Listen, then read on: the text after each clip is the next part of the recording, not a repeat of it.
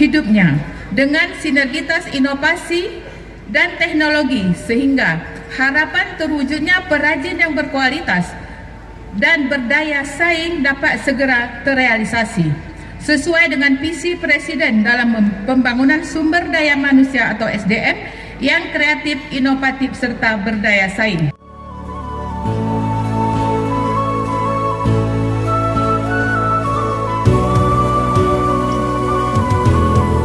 Pameran kerajinan dan makanan tradisional unggulan se-Aceh tahun 2022 dengan ini saya nyatakan secara resmi ditutup.